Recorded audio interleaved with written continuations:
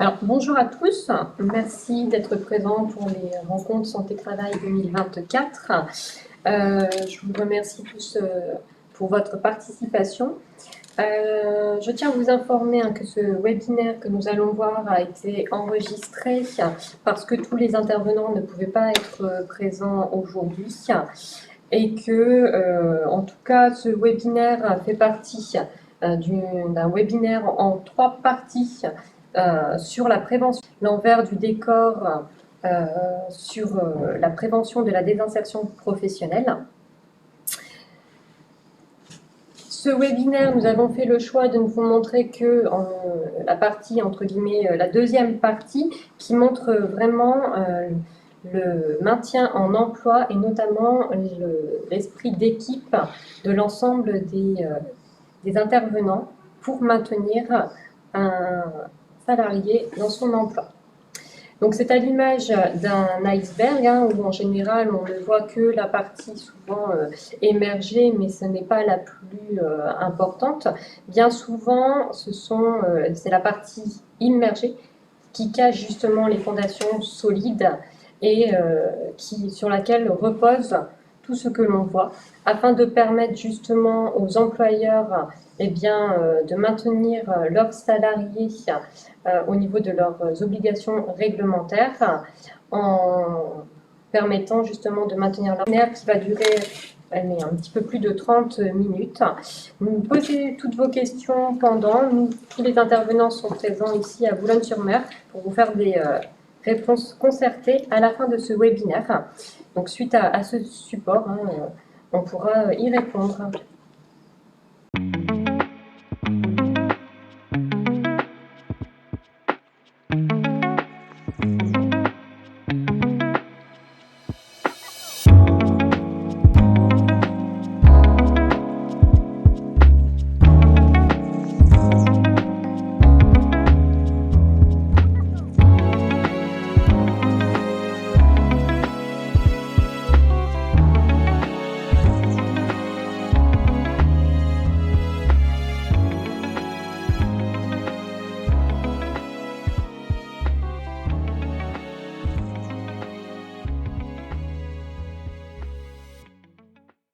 Bonjour à tous. Donc, Jean-François Fourcroy, je suis le directeur d'agence Manpower à Boulogne-sur-Mer. Je voulais vous faire un témoignage sur notre collaboration avec les services de santé au travail. Puisque, alors, dans le cas présent, on est non pas dans le cas d'une situation de désinsertion professionnelle, mais là plutôt dans une situation de réinsertion professionnelle. Puisqu'effectivement, il y a un peu plus de 3 ans, l'un de nos salariés était victime d'un grave accident de travail. Donc, c'est une personne qui exerçait le métier de cariste dans un environnement industriel et il a malheureusement été percuté par un chariot. Il a perdu l'usage de la jambe droite, il a été amputé, s'en est donc suivi de longues périodes d'hospitalisation, une prothèse, euh, une longue période de rééducation et de convalescence. Alors, j'ai toujours gardé le lien social avec le salarié, qui d'ailleurs nous rend régulièrement visite en agence. Je vais aussi, moi, le voir chez lui, à son domicile. Je connais son épouse, ses enfants. Et puis, bah, c'est vrai qu'au fil du temps, en qualité d'employeur, on se sent investi d'une mission, celle de pouvoir aider, accompagner tout naturellement au mieux le salarié pour l'aider à retrouver, on va dire, son travail, son emploi qu'il a de fait quitté précédemment. Alors c'est vrai, quand on est employeur, on n'est pas forcément habitué, on n'est pas armé à gérer ce type de situation. Donc on se pose un certain nombre de questions. Est-ce que c'est dans mon champ de compétences vers qui je vais pouvoir me tourner, m'appuyer pour réussir ce défi? Et on se rend compte qu'il y a effectivement beaucoup d'obstacles pour permettre aux collaborateurs de retrouver une vie professionnelle dite la plus normale possible. Alors c'est vrai que ne sachant pas trop comment m'y prendre, j'ai sollicité un rendez-vous avec le docteur Aubin et le salarié. Et très vite, d'ailleurs, je crois en moins d'une semaine de temps, on s'est rencontrés à trois.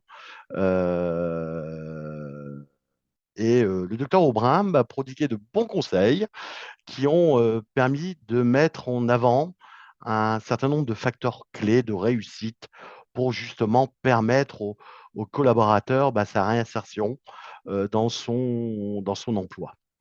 Euh, dès- donc très concrètement, et pour ne citer que quelques actions qui étaient l'objet de notre échange, c'était d'abord l'aménagement des horaires, avec une reprise progressive, puisqu'on a établi un calendrier sur 3 mois.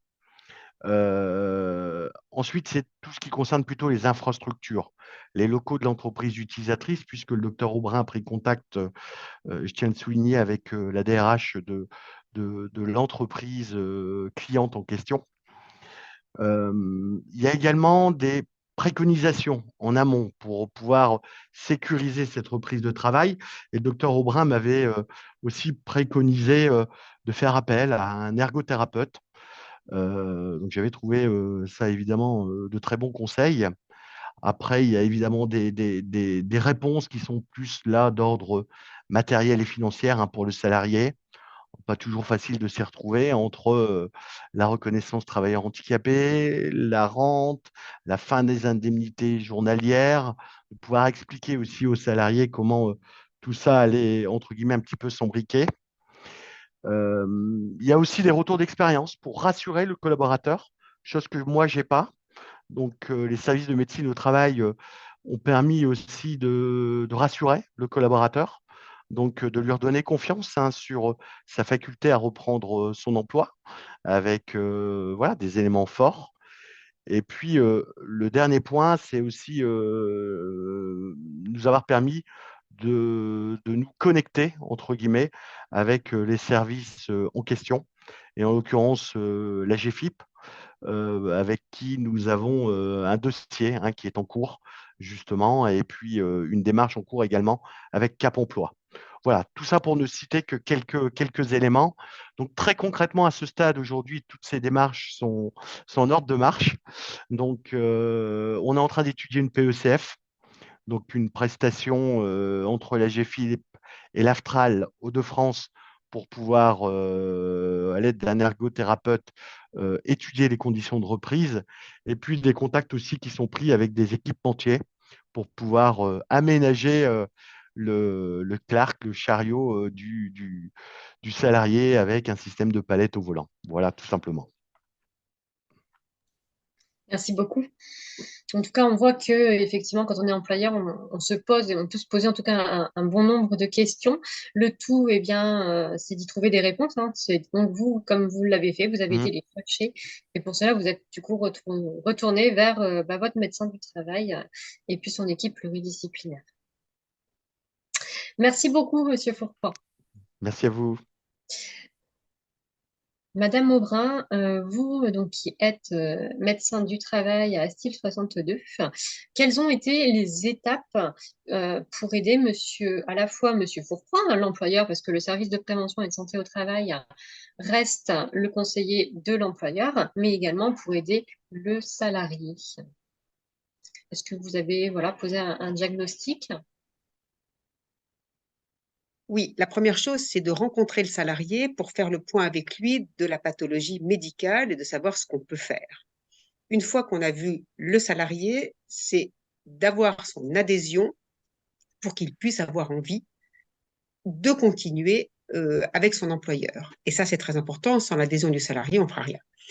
Et après, c'est faire le point avec l'employeur sur ce qui est possible de faire ou de ne pas faire pour son salarié. Vous vous êtes appuyé aussi, vous avez été chercher d'autres professionnels. Est-ce que c'était des professionnels finalement extérieurs? Parce qu'aujourd'hui, vous travaillez en équipe pluridisciplinaire. Ou est-ce que c'était finalement les ressources au sein de l'équipe pluridisciplinaire? Alors, dans ce cas présent, le salarié étant reconnu travailleur handicapé, les ressources ont été celles de Cap Emploi maintien pour pouvoir aménager le poste de travail parce qu'on est dans une possibilité d'aménagement de poste de travail. Nous avons travaillé avec le service médical de la sécurité sociale pour avoir du temps pour pouvoir mettre en place les aménagements du travail.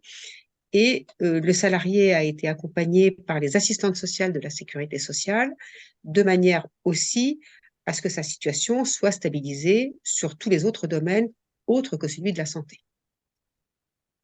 Aujourd'hui, nous, en interne, nous avons donc une cellule de la prévention de la désinsertion professionnelle qui est également, qui compose en tout cas avec des référentes maintien. Nous en avons 3 aujourd'hui au sein d'Astil, une sur chaque site, hein, une pour le secteur de Calais-Coquel, une de Boulogne-sur-Mer, une sur Grand-du-Filier.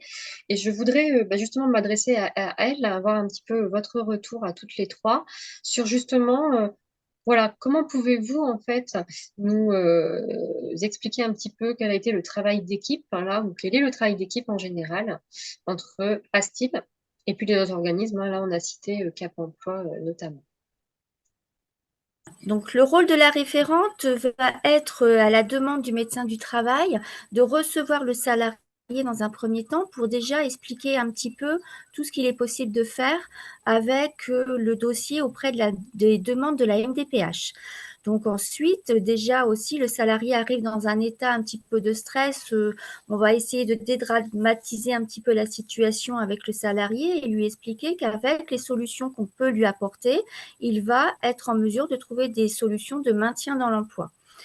À partir de là, on va essayer de trouver des solutions avec le Cap Emploi ou la sécurité sociale aussi s'il est en arrêt de travail, le réorienter vers l'assistante sociale pour éventuellement lui trouver des solutions de réorientation professionnelle. On va l'aider dans ses démarches administratives en l'aidant à compléter le dossier auprès de la MDPH, en suivant la constitution de ce dossier du début jusqu'à la fin, jusqu'à l'envoi, en lui expliquant bien qu'ensuite c'est à lui d'être acteur de son maintien avec la réception chez lui de la reconnaissance. Et c'est à lui ensuite, avec ce document, de revenir vers les acteurs, le médecin du travail, les assistantes sociales ou tout autre partenaire pour agir avec ce document, pour mettre tout en œuvre pour son maintien ou l'évolution sur un autre poste dans l'entreprise. La référente, elle accueille, elle informe, elle conseille, elle oriente. C'est vrai qu'elle dédramatise la situation lorsqu'elle reçoit le salarié. C'est un moment important car il faut l'acceptation du handicap. Elle assure également donc l'accompagnement des salariés pour lui apporter une aide dans le cadre de certaines actions. Par exemple, donc là, le code Cap Emploi, mais aussi la mission d'accompagnement santé, l'assistante sociale de la CPAM. Elle apporte aussi son conseil concernant la reconversion professionnelle avec l'aide également de notre collègue Fabienne, qui est chargée d'accompagnement socio-professionnel. Elle fait le relais entre les équipes, aussi bien le médecin du travail que l'infirmier en santé-travail et toute l'équipe qui la concerne. Et avec tous les autres partenaires en fait extérieurs au service. Elle participe donc aux commissions EPE, qui sont des équipes pluridisciplinaires d'évaluation au niveau de la MDPH. Elle accompagne aussi les employeurs dans l'aide pour le reclassement au sein des entreprises. Je terminerai juste sur le fait que c'est une vraie plateforme en fait de centralisation entre les équipes en interne et les organismes extérieurs en fait. C'est une personne vraiment qui centralise vraiment tout ça et qui le trace dans le dossier du salarié pour qu'il y ait une bonne continuité des soins. Oui. Pour le maintien dans l'emploi. Et au quotidien, on est accessible et disponible pour venir répondre aux questions aux adhérents et aux salariés. Merci. Notamment donc dans toutes vos tâches, on a entendu aussi des mots comme être la plateforme, être le relais aussi entre le salarié et l'employeur et les autres organismes. Et parmi les autres organismes, vous avez cité, donc il y en a des autres, mais vous avez cité aussi Cap Emploi. Et dans l'exemple là précis que l'on vient d'illustrer, nous avons eu également, en tout cas, une collaboration avec Cap Emploi. Nous allons voir justement une vidéo témoignage de Monsieur Christian Pénaud, de Cap Emploi, qui va pouvoir nous expliquer un petit peu justement aussi les dessous de ce travail, la collaboration entre Cap Emploi et le service de prévention et de santé au travail.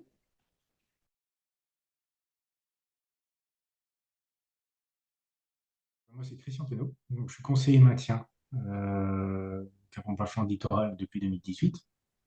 Donc, au niveau du Cap Emploi Flandre Littoral, on est une équipe de 5 conseillers maintien et une assistante.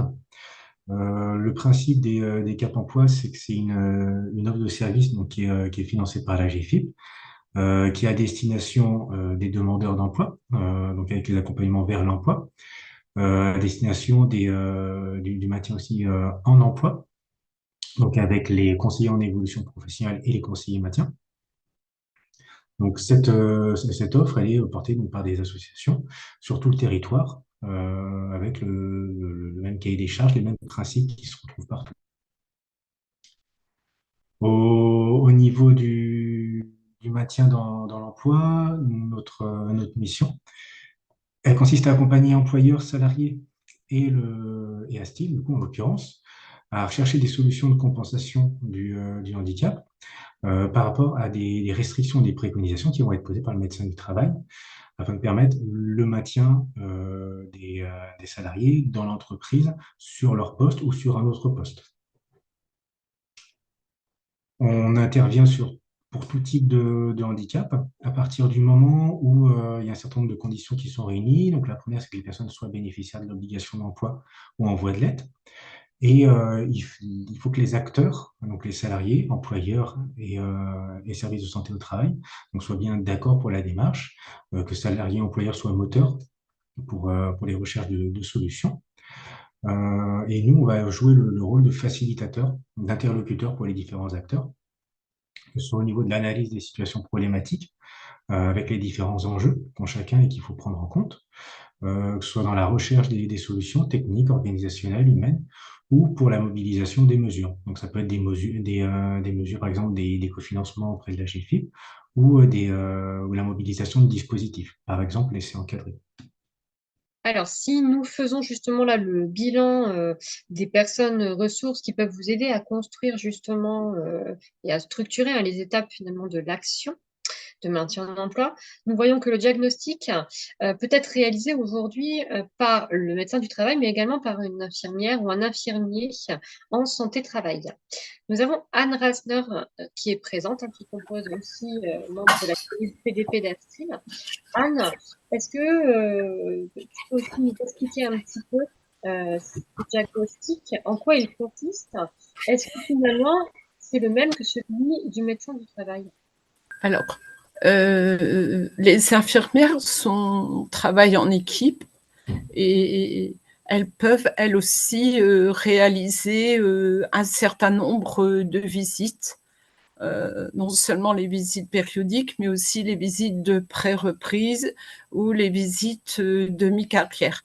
À cette occasion, elles reçoivent des salariés et elles sont en capacité de repérer les problématiques de santé et d'établir un diagnostic. Est-ce que celles-ci sont en adéquation avec le poste de travail? Elles en échangent ensuite avec le médecin du travail et c'est en équipe où là, on va chercher les solutions qui vont aider le salarié ou l'employeur au maintien en emploi et éviter surtout la désinsertion professionnelle. Pour que les employeurs comprennent bien la différence en fait entre infirmier et médecin du travail, ce qui nous différencie en fait entre nous et un médecin du travail, c'est essentiellement que nous on est limité en termes en fait on n'a pas le droit d'émettre un avis d'aptitude ou d'inaptitude, qu'on n'a pas le droit de prescrire et qu'on n'a pas le droit de faire d'examen clinique. Mais sinon, tout ce qui est, comme l'a dit justement Anne Rasner, le fait de vérifier la compatibilité de l'état de santé avec un poste de travail, c'est tout à fait en tout cas compatible pour nous dans la limite justement de l'exercice légal de la médecine en fait. Donc, on voit que vraiment vos métiers sont très complémentaires aujourd'hui et que c'est vraiment très important de travailler aussi en équipe pluridisciplinaire. Voilà. Parce qu'en de ce fait, c'est vrai en tant qu'infirmière, on va réussir en fait à faire une prise en charge globale du salarié, que ce soit sur l'aspect psychosocio, professionnel et à la fois médical. Et en fait, pour qu'il y ait justement tous les éléments nécessaires au médecin du travail pour justement statuer sur un avis d'aptitude ou alors plus affiner justement la restriction médicale que le médecin du travail va pouvoir émettre en fait par la suite. Voilà. D'accord, merci. Donc, nous comprenons bien aussi à travers ces différentes explications des personnes ressources que finalement aujourd'hui, la coopération, j'aurais tendance à dire employeur, salarié et puis service de prévention et de santé au travail n'est pas forcément suffisante. Il faut parfois aussi aller chercher d'autres intervenants, c'est aussi ce qu'on a vu tout à l'heure. Par exemple, lorsque la mise en place de solutions nécessite des financements ou de passer par la formation professionnelle, là plus précisément, est-ce que le service social de la CARSAT peut être un acteur aussi là central afin d'établir le lien avec la CPAM? Tout à fait. Le service social de la CARSAT, c'est un acteur clé pour les salariés en arrêt de travail. Le moment où on va finalement agir le plus facilement. Et c'est elles qui vont organiser tout le bilan de compétences et la formation derrière. Elles seront aussi épaulées par notre conseillère en évolution socio-professionnelle avec laquelle elles travaillent en étroite collaboration. Merci. Et surtout aussi pour avoir l'accord justement de poursuivre une formation ou alors un bilan de compétences pendant un arrêt de travail, parce qu'en fait, il faut pas mettre à mal le salarié pendant son arrêt de travail. Il faut qu'il ait les accords de la sécurité sociale. Oui, justement, nous allons voir là une vidéo témoignage sur l'intervention du service social de la CARSAT par rapport à un salarié qui souffre, en tout cas souffrant de maladies chroniques évolutives à ce sujet.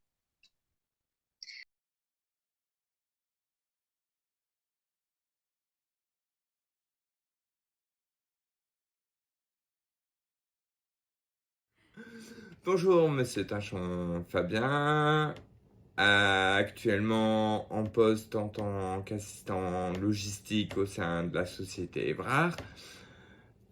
Suite à un arrêt maladie 19 mois pour une sclérose en plaques, j'ai souhaité reprendre une activité. C'est pour ça que je suis intervenu pour une visite de pré-reprise. Pendant cette période, j'ai pu rencontrer Madame Lédé, qui s'est rapprochée de Madame Faria au niveau de la société Comet pour pouvoir aménager mon poste puisque je tenais absolument à retravailler. Quelles ont été les étapes pour aider Monsieur Tinchon avec Madame Faria? Alors du coup, la première étape déjà, c'est super, c'est de nous avoir sollicité en pré-reprise et le plus en amont possible, donc chose que Monsieur Tinchon du coup a fait.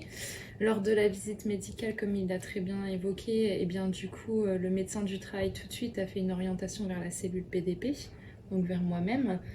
Et en voyant le parcours justement suite à sa pathologie chronique, il y avait justement eu une hospitalisation, une intervention justement au sein de la Fondation Opale. Donc j'ai pu mettre en place le lien avec Comet pour aider justement dans l'insertion professionnelle et justement pouvoir maintenir monsieur à son poste de travail, vu que forcément c'était son souhait déjà, ainsi qu'à l'employeur. Vous étiez tous les deux du coup volontaires dans la reprise de travail. La grosse problématique dans une pathologie chronique de monsieur, c'était essentiellement la problématique de la marche. Donc Laurette, en tant qu'ergonome, a été justement faire une étude de poste pour identifier les difficultés, voilà, les besoins qu'il y avait par rapport à son poste de travail, en fonction des restrictions du médecin du travail, bien sûr. Suite à ça, s'en est ressorti quelques aménagements de poste Oui. de type, je crois qu'ils ont refait les sols. Ils ont agrandi Voilà. le bureau, ils ont Ouais. changé le bureau, Ils ils ont mis mis une rampe d'accès, Mhm. ils ont mis une place de parking beaucoup plus proche Mm. de l'entrée. Et ils ont réduit Le temps de travail. Du coup, après, s'en est revu aussi l'organisation de travail, hein, parce Oui. que forcément, dans une pathologie chronique, il y a aussi tout l'aspect fatigabilité et du rythme de travail. Et donc, du coup, d'où l'importance de la reprise en temps partiel thérapeutique, et qui par la suite, ça a été une condition sine qua non aussi pour sa reprise, c'était de reprendre, mais en invalidité, afin de pouvoir justement diminuer son temps de travail et pouvoir être justement que sur des tâches administratives attribuées. Parce qu'avant ça, monsieur, il avait aussi une partie Oui. cariste, Oui. qui du coup, au vu des restrictions médicales, ont Ne été pouvait plus être en adéquation avec son état de santé.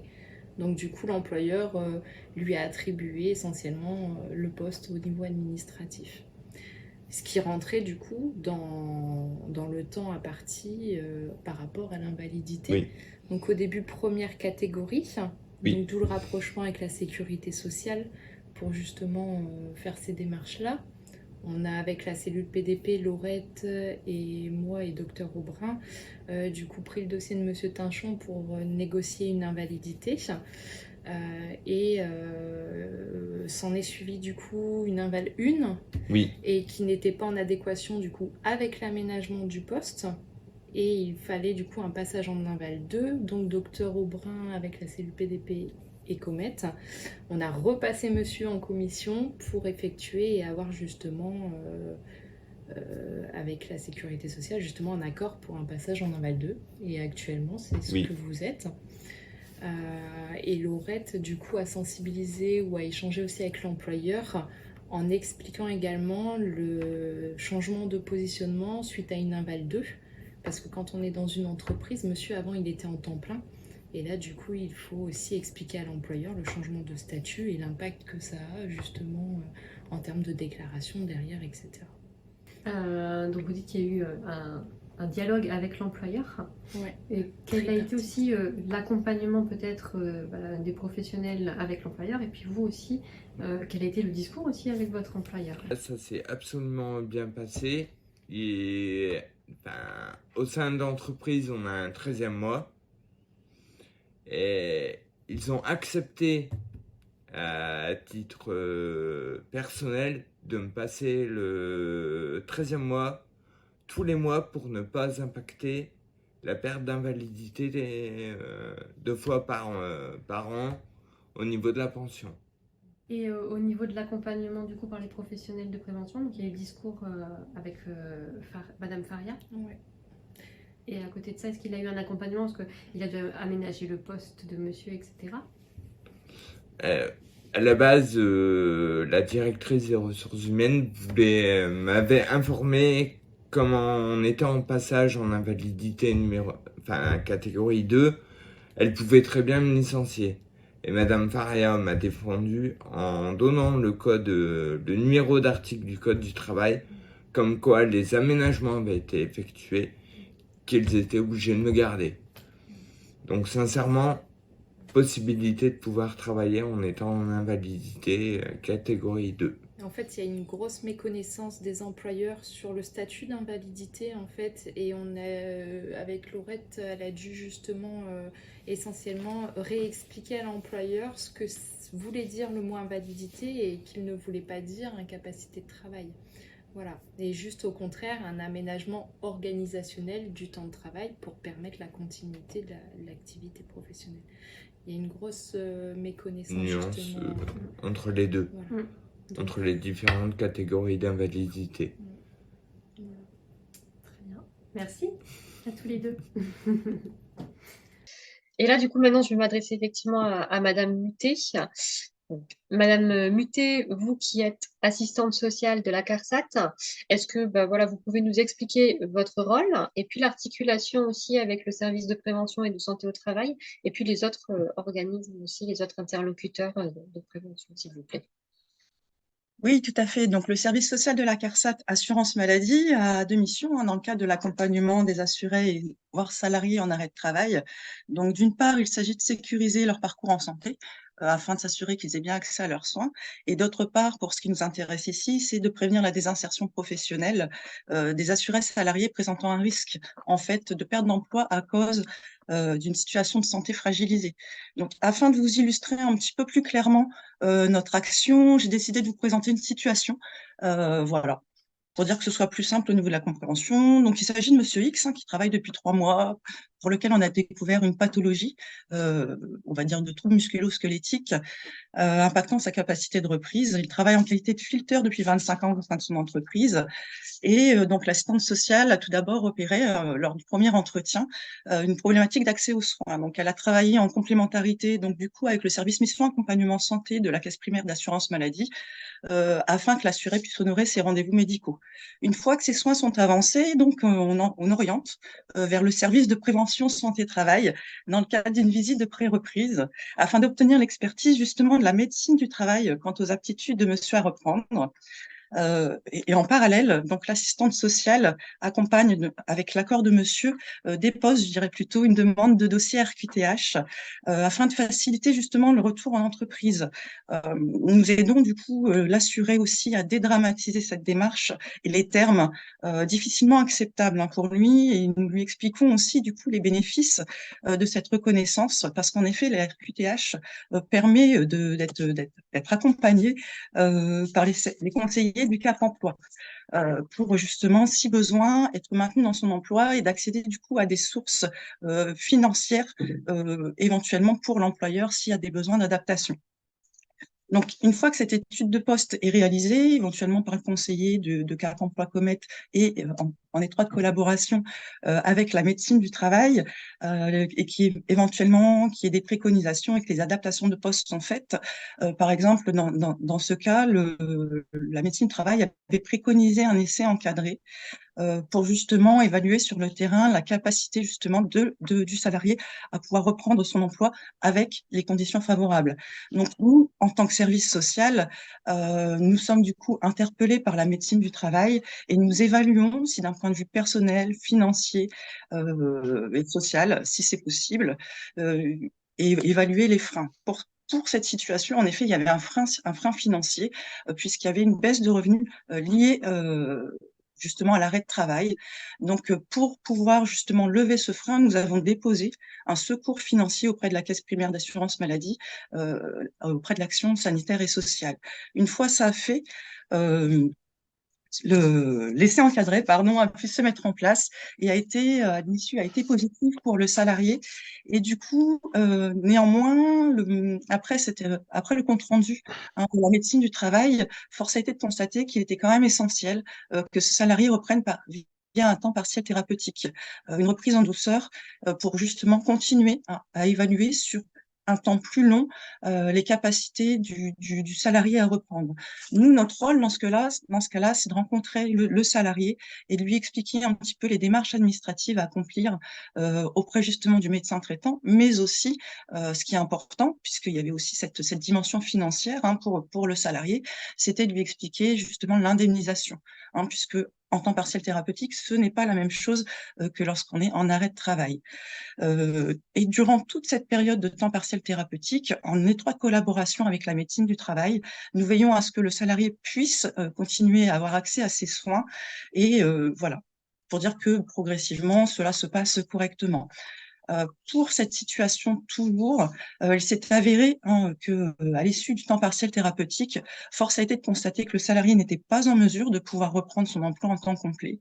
Donc, la médecine du travail a émis la possibilité de pouvoir justement déposer une demande de pension d'invalidité de catégorie 1.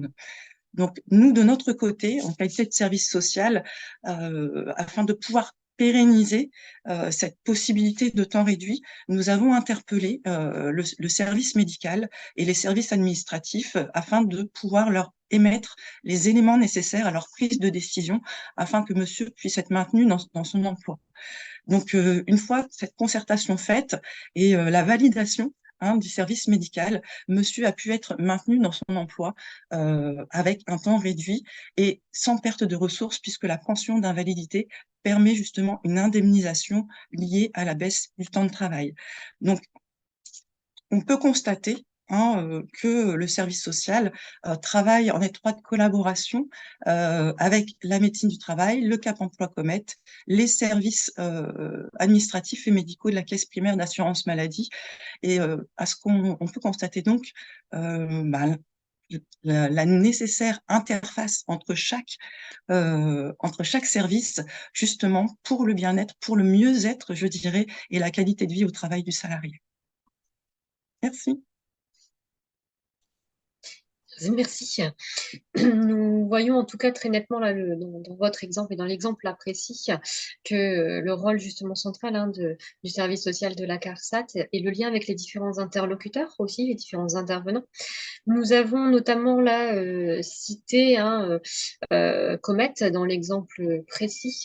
Nous avons Madame Laurette Faria qui travaille d'ailleurs à Comet, qui est présente. Et je vais vous laisser vous présenter également et puis expliquer un petit peu aussi cette complémentarité entre Comet et puis Astine.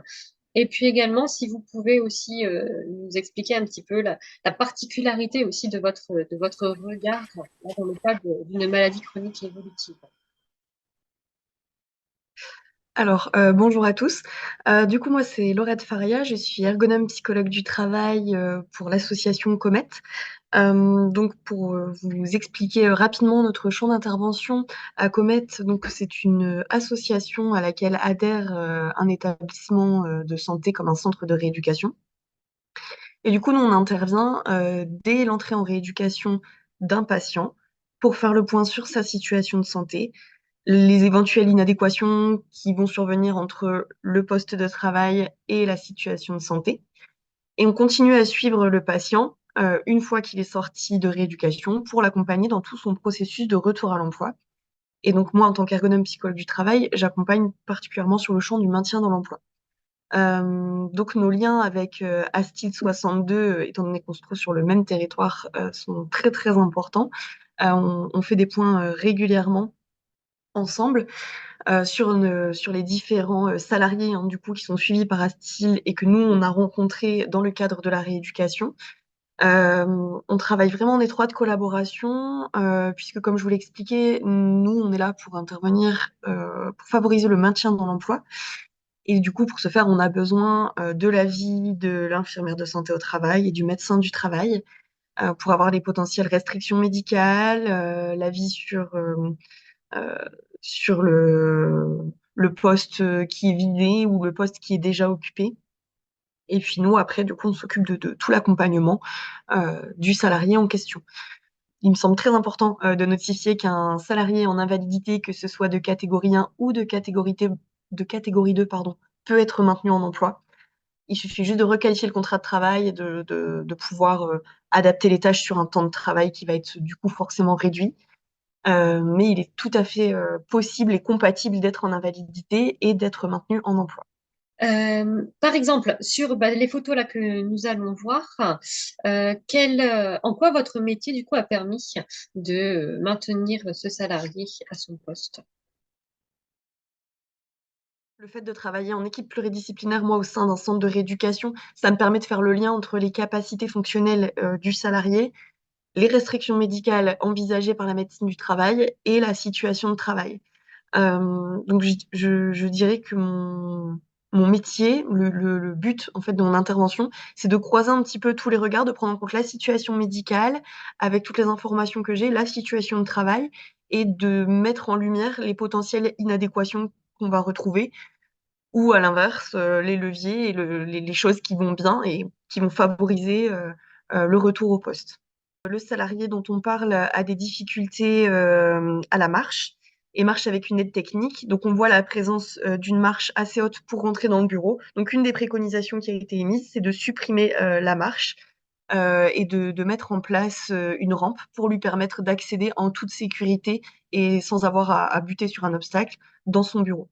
Pour parler un petit peu plus largement de maintien dans l'emploi, dans le cas d'une pathologie chronique évolutive, il apparaît très important de sensibiliser l'employeur et de communiquer avec l'employeur, ce qui a été fait dans cette situation dès le début.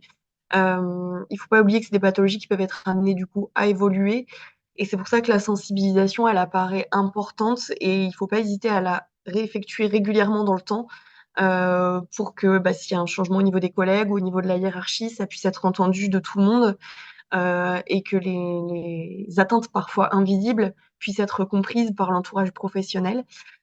Et pour ce faire, il ne faut pas hésiter en tant qu'employeur ou qu'employé de se rapprocher de votre service de santé au travail qui pourra faire justement l'interface avec tous les partenaires qui peuvent vous accompagner dans vos différentes situations de maintien en emploi et d'accompagnement de personnes en situation de handicap.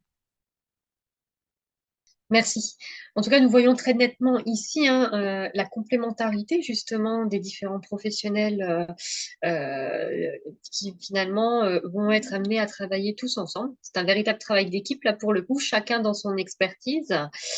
Et justement, pour clôturer, nous pouvons dire que dans une situation de maintien en emploi, il va falloir aussi envisager plusieurs pistes, parce que je suppose que là aujourd'hui, voilà, vous pouvez facilement discuter de cet exemple, mais qu'il y avait peut-être aussi plusieurs pistes aussi à mettre en place.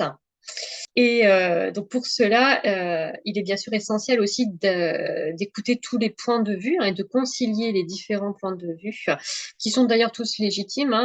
Est-ce que voilà, le salarié souhaite évoluer ou se former? Aussi, quels sont les besoins de l'entreprise? Et puis, quelles sont les recommandations du médecin du travail? On l'a très bien vu là dans l'exemple juste avant. Nous n'avons pas encore exploré la piste de la formation et je voudrais attirer l'attention aussi aujourd'hui sur un métier, celui de chargé d'accompagnement socio-professionnel.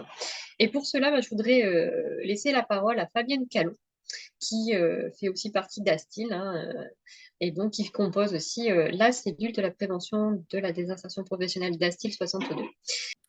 Alors donc, je vais me présenter. Donc, Fabienne Callon, donc je suis chargée d'accompagnement socio-professionnel au sein de la cellule PDP d'Astil. Donc, on a bien parlé de la prévention des insertions professionnelles, qui est quand même un enjeu majeur de santé au travail.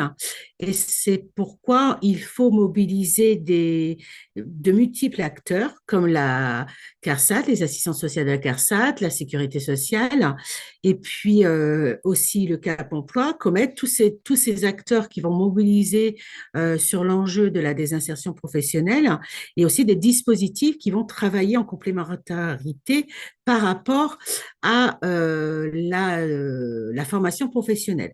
C'est pourquoi mes missions au sein de la cellule PDP, c'est de permettre en amont de repérer le plus possible les risques de la prévention des insertions professionnelles.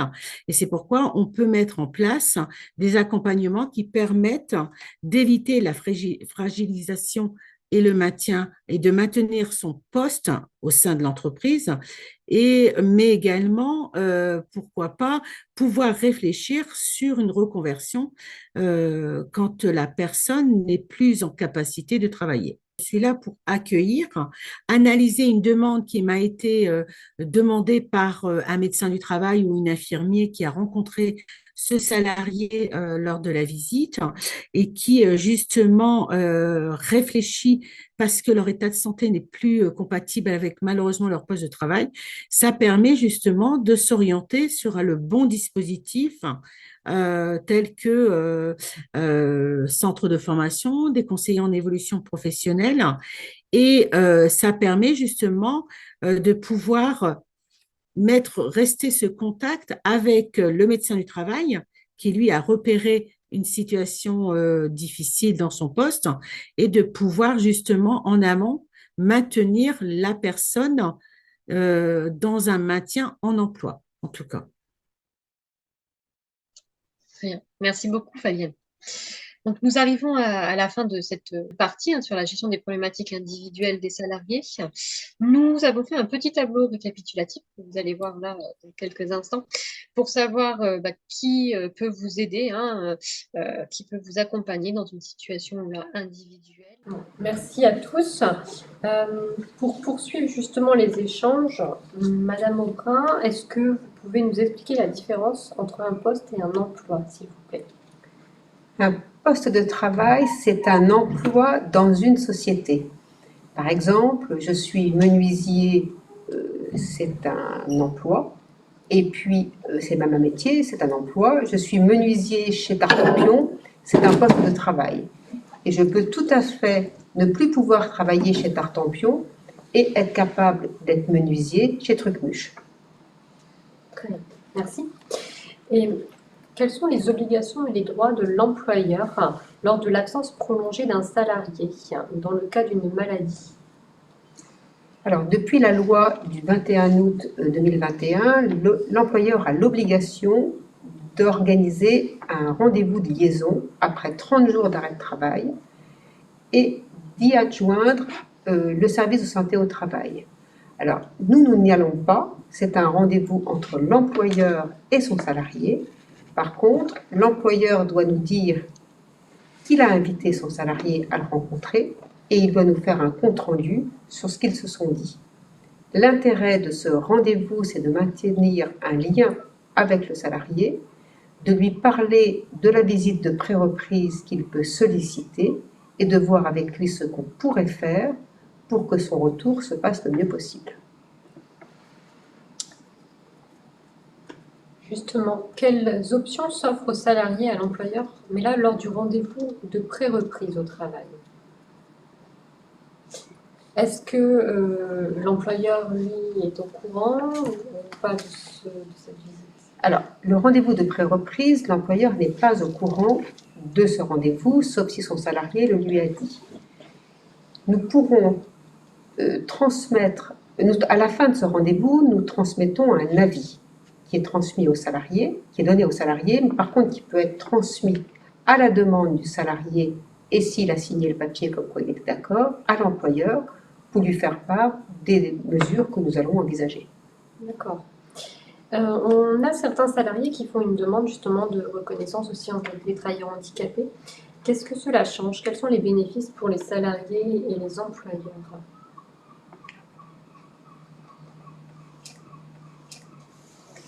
Cela permet un financement au niveau des aménagements de postes pour le matériel, mais également aussi des accès à la formation et à la reconversion. Et la proposition de reclassement peut-elle être refusée aussi par un salarié? Oui. Le salarié garde tous ses droits, même s'il refuse la proposition de reclassement. D'accord. Monsieur Pénaud, dans votre interview, vous parlez d'un essai encadré. Est-ce que vous pouvez nous dire en quoi cela consiste, parce qu'on l'a vu également dans la vidéo? Alors, pour faire court, l'essai encadré, c'est un dispositif de la sécurité sociale qui permet à un salarié qui est en arrêt, qui est indemnisé par la Sécu, qui a ses IJ, de se tester en situation de travail, de se tester sur le poste d'origine, sur un autre poste, sur un poste avec des aménagements, ou même parfois pour des reconversions dans une autre entreprise. C'est un dispositif donc il faut qu'il y ait un certain nombre d'acteurs qui soient d'accord et qui vont être mobilisés. Donc il y a un salarié, employeur, le médecin traitant, service médical et administratif, sécurité sociale, et puis le service social de la CARSAT.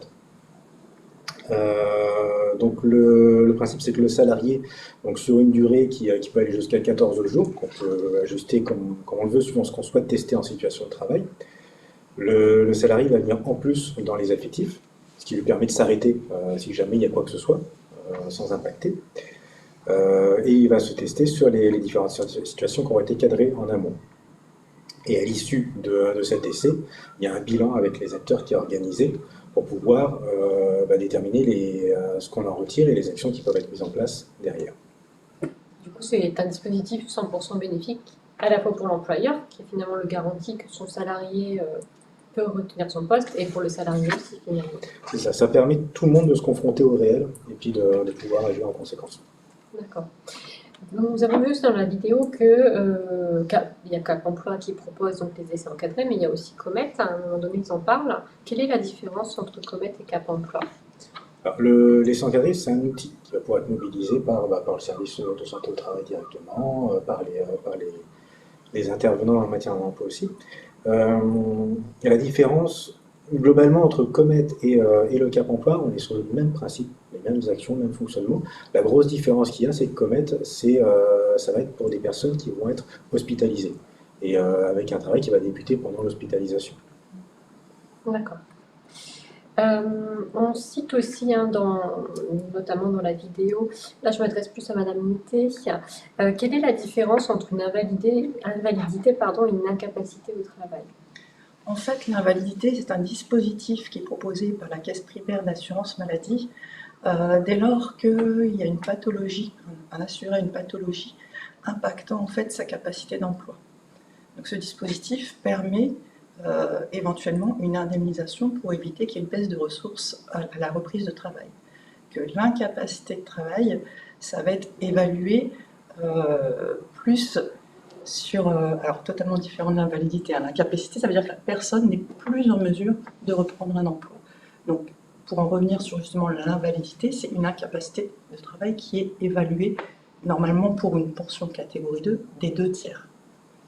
D'où, normalement, selon le Code de la sécurité sociale, l'impossibilité pour le salarié de pouvoir reprendre son emploi.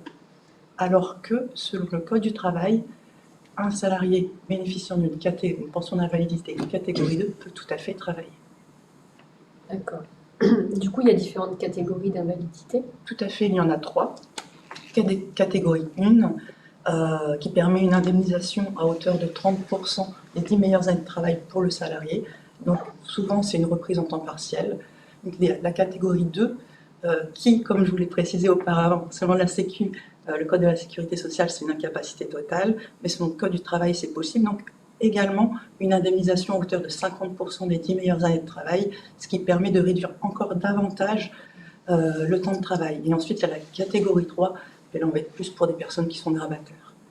Mais pour qui l'inval 3 aussi ne rime pas avec Enfin, on peut continuer à travailler aussi en inval 3. Donc, en fait, aucune invalidité n'est incompatible avec une activité de travail. Bien sûr, il faut qu'elle soit adaptée. Selon le Code du travail. Là, Pour le coup. Tout à fait. Très bien. Bon, très rare, hein. Inval 3, très rare. Mais du coup, il y a aussi, on voit une notion financière aussi du coup derrière. Vous parlez de secours financier tout à l'heure. Est-ce que vous pouvez nous expliquer davantage ce qu'est un secours financier et voir s'il y en avait peut-être plusieurs? Il y a en effet plusieurs types de secours financiers que propose la Caisse primaire d'assurance maladie. Lorsque le service social rencontre l'assuré lors d'entretien, il évalue la globalité de la situation. Et on sait que l'indemnisation au titre des indemnités journalières représente que 50% du salaire initial de la personne. Donc cela peut représenter une difficulté pour le salarié, pour l'assuré en arrêt de travail. Et du coup, il y a cette possibilité de déposer à la Caisse primaire d'assurance maladie un secours financier pour accompagner monsieur durant son arrêt de travail. Ça reste un secours ponctuel. Néanmoins, cela peut être aidant, notamment pour l'aider à sécuriser son parcours de santé. Ensuite, il existe aussi des secours financiers dans le cadre de la prévention de la désinsertion professionnelle. En effet, on peut demander une aide financière, par exemple pour financer une formation. La caisse primaire peut venir en complément, mais également s'il y a une nécessité de déplacement et qu'il y a un impact financier pour le salarié, c'est-à-dire que s'il y a une difficulté financière et qu'il doit par exemple faire un essai encadré, qui se retrouve en difficulté pour financer les frais kilométriques, nous pouvons aussi déposer une demande d'aide à ce titre. Merci. On a parlé d'invalidité, par contre on n'a pas parlé d'un acteur aussi, c'est le médecin traitant. Quel est finalement le lien avec le médecin traitant dans le cas d'une invalidité? Alors dans le cas d'une invalidité, nous en tant que service social, nous indiquons que le dispositif est existant. Néanmoins, nous ne sommes pas médecins. Donc nous appuyons sur l'expertise du médecin traitant pour savoir si en effet le salarié peut bénéficier d'une invalidité ou pas. Donc si c'est le cas, nous invitons le salarié à émettre une demande administrative et en parallèle au médecin traitant d'interpeller le service médical via Amélie-Pro afin que celui-ci soit informé et puisse détenir les éléments médicaux pour sa prise de décision. D'accord, très bien. Merci. Il y en a Madame Faria de Comet qui parle aussi du retour en emploi d'un salarié et elle dit qu'il faut parler en interne pour préparer le